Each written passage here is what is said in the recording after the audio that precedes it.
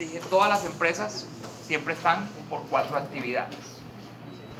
Uy, mucho frío. Sí, ya sé. Oye, pero yo no sé. Listo, cuando son cuentas por cobrar, transacciones de ventas, documentos por cobrar, el control interno se logra mejor con una división de esas funciones, de tal manera que diferentes departamentos o individuos sean los responsables de la preparación del pedido de venta, de la aprobación de crédito, de la salida de la mercancía del almacén, del embarque, del embalaje, ¿sí? De la facturación, de la verificación de la factura, del mantenimiento de las cuentas de control, de las operaciones del auxiliar de clientes. ¿Por qué? ¿Qué tal que la misma persona haga todo esto? No hay confianza, o sea, puede, digamos que... Manipular, sí, puede manipular, o si esta persona despacha algo equivocadamente, ¿quién se va a dar cuenta? O si no despacha, ¿sí? O si entrega cosas sin facturar, ¿sí? Si es la misma persona que se encarga de realizar todas las mismas actividades. ¿Listo? Si nos vamos en inventarios, el inventario se maneja desde dos tipos de controles.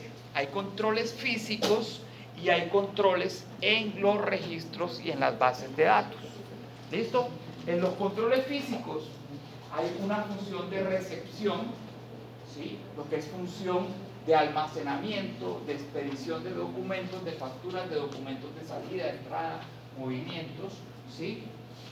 Las funciones del proceso como tal del inventario y la función de embarque. Todas estas funciones deben de ser debidamente segregadas y debidamente deben de tener establecidos sus controles, ¿sí?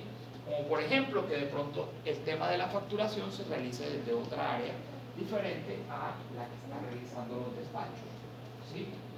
El tema de la parte física se realice en un área completamente diferente de la parte que realiza los registros. ¿Listo? Está también aquí en la parte de los registros lo que son la contabilidad de costos, los inventarios perpetuos y el sistema de producción. Aquí eso también tendríamos que tener en cuenta qué sistema de inventario maneja la empresa, ¿sí? Para efectos de conocer cómo va a estar este manejo y cómo están ahí establecidos sus controles. ¿Qué sistemas de inventario conocen ustedes, muchachos? Permanente y periódico. ¿Sí? Esos son modelos de evaluación, WEPS, PEPS y promedio ponderado. ¿Sí? Entonces, en el tema de ¿qué es un inventario permanente y cuál es la diferencia de un inventario periódico? En el periódico creo que se hace conteo físico. Creo que esa es la diferencia. Sí, ¿será? O sea que en un inventario permanente no hacemos conteos físicos. Claro. En todos los inventarios hacemos conteo físico. ¿Sí? ¿Qué pasa con un inventario permanente? Que como su nombre lo indica, inmediatamente se realiza la transacción, esta se afecta sistemáticamente. Ese es un inventario permanente. Generalmente es el que todas las empresas tienen actualmente, o sea, ya nadie maneja inventarios perpetuos. ¿Qué eran inventarios perpetuos? Anteriormente se manejaba a veces la facturación manual, o que la facturación no afectaba el inventario, o que el inventario estaba en un módulo completamente diferente al de facturación, y después era que se descargaba del inventario todo lo que se había facturado. Actualmente los sistemas contables nos ofrecen la posibilidad de que si yo realizo una transacción, un movimiento, ya sea una entrada o una salida, ese inmediatamente me cargue o me descargue del inventario, ¿sí? Y si manejo tipos de inventario de promedio ponderado, inmediatamente el sistema también me cuantifica, ¿sí?, el nuevo valor unitario que va a tener el producto. Porque acuérdense que el promedio ponderado va afectando el valor unitario de acuerdo a que si yo voy comprando o voy adquiriendo mercancías a diferentes valores del valor que se tenía anteriormente en libros. ¿Listo? Entonces, porque va sacando un promedio y trayendo un nuevo valor unitario a la mercancía. ¿Listo? Entonces, llegamos a lo que es costo. Entonces ahí tienen la definición de costo. Entonces, ¿qué es costo? Comité de organizaciones que patrocinan la comisión, o sea, en español, y en inglés, Committee of Sponsoring Organization of the Tradeway Commission. Ok.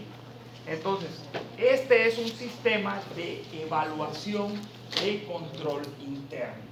Es un sistema internacional y actualmente es el más utilizado, ¿sí?, en todo lo que son los procesos y es como el aceptado bajo estándares internacionales de auditoría. Así que cuando ustedes vean por ahí a veces algunas solicitudes de empleo de auxiliares para trabajar en auditoría, siempre dice con conocimientos o experiencia en COSO. ¿Listo? Y eso es COSO, es un sistema de evaluación de control interno. ¿Qué más nos dice de COSO? Es una metodología para la implementación y la gestión de un sistema de control interno. Con base en el COSO, las entidades pueden diseñar sus propios sistemas de control interno mediante la identificación de los riesgos que afectan el cumplimiento de los objetivos de control interno, la implementación de medidas para afrontar estos riesgos y la evaluación del cumplimiento de estas medidas. Entonces, eso es lo que hace COSO. COSO se convierte en una herramienta para nosotros que somos evaluadores de un sistema de control interno para saber si ese sistema de control interno es adecuado, ¿sí?, y cumple con todas las características para llegar a lograr los objetivos del control interno. ¿Cuáles son los objetivos del control interno? ¿Quién se acuerda? Ya los vimos anteriormente. Por allá escuché uno. ¿Cuáles son?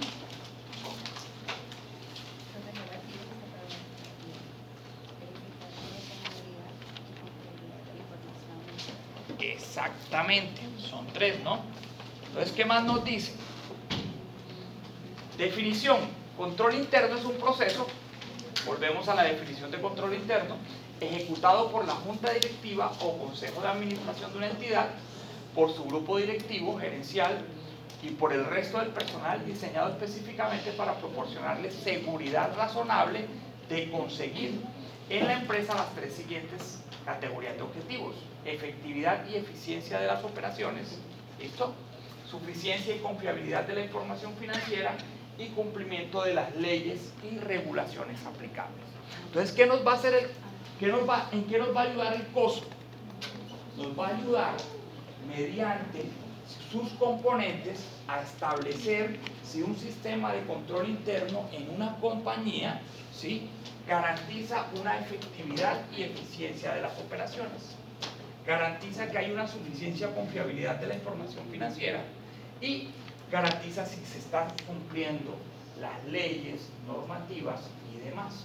¿Qué quiere decir? Que la empresa también esté trabajando bajo principios éticos, ¿sí?, que sea una empresa que también sea observadora y que maneje todos los principios éticos desde su administración, porque fácilmente muchas veces nos encontramos empresas en las cuales cuando llegamos a conocer la empresa nos damos cuenta de salida que la empresa a veces no tiene muy buenos temas éticos.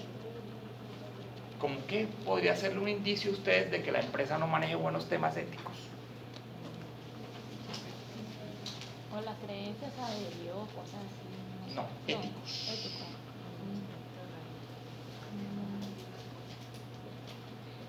¿Cómo que podría ser para ustedes un indicio de que la empresa no maneja muy buenos temas éticos cuando ustedes están llegando a una empresa y la están conociendo?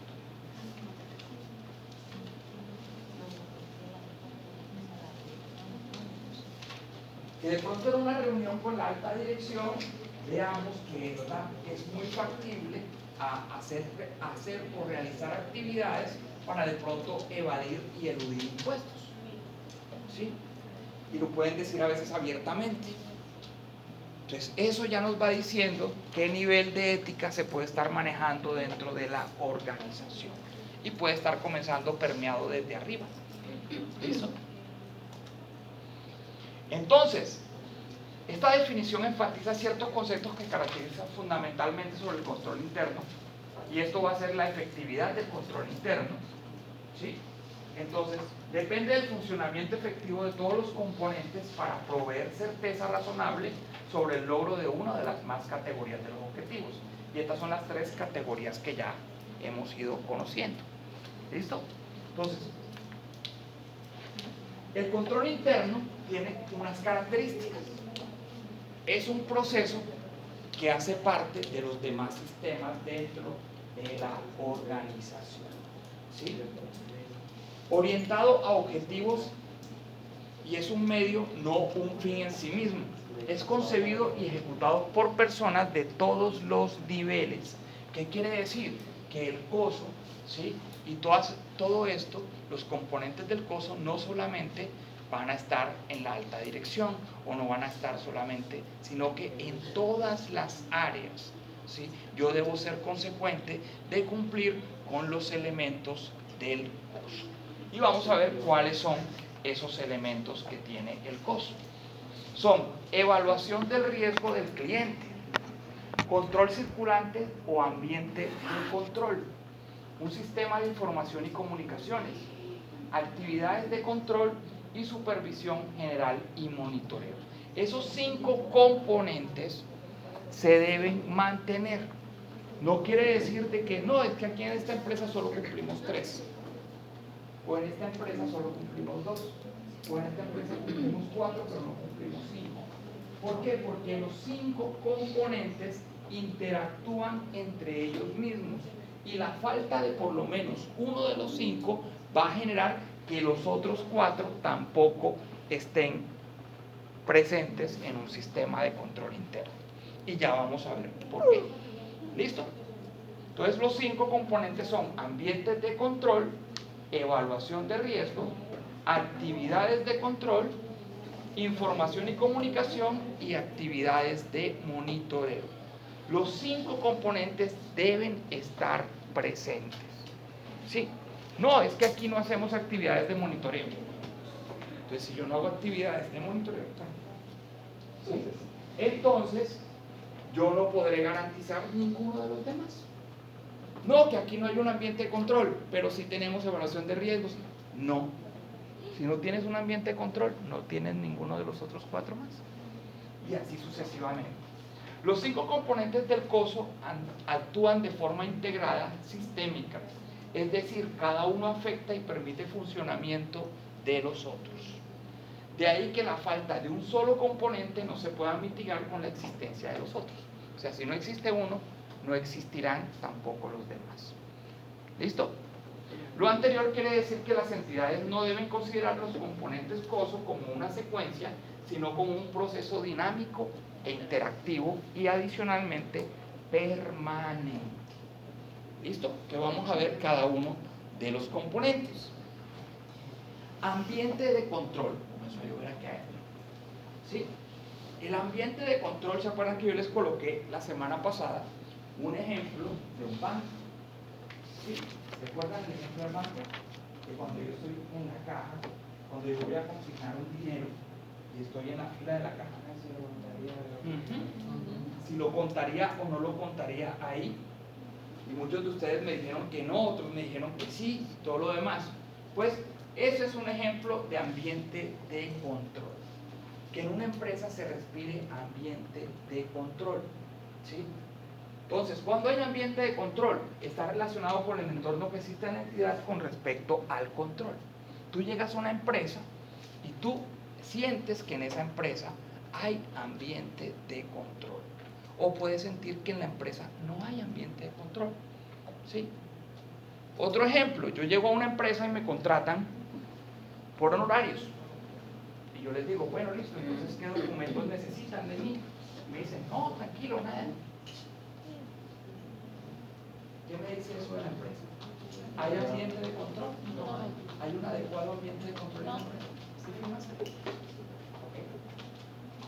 Entonces, todo eso es lo que genera este primer componente del costo, el ambiente de control.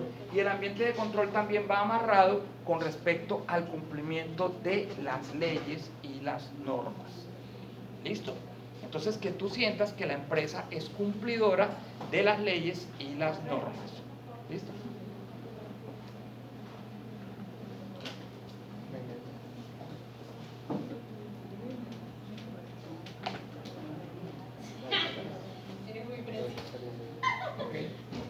La idea es que cuando existe un adecuado ambiente de control en una entidad, se tiene una mayor conciencia frente a los riesgos y al establecimiento de controles establecidos en la entidad para mitigar esos dichos riesgos. Los principales componentes de un ambiente de control son los siguientes. La organización demuestra compromiso por la integridad y los valores éticos de la entidad. Lo que yo les decía ahorita, que una empresa te diga a ti, no, aquí no tienes que entregarme ningún papel.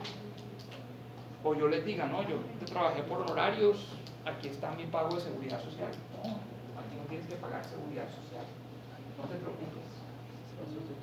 ¿Sí? Siendo de que yo sé como profesional que debo pagar mi seguridad social.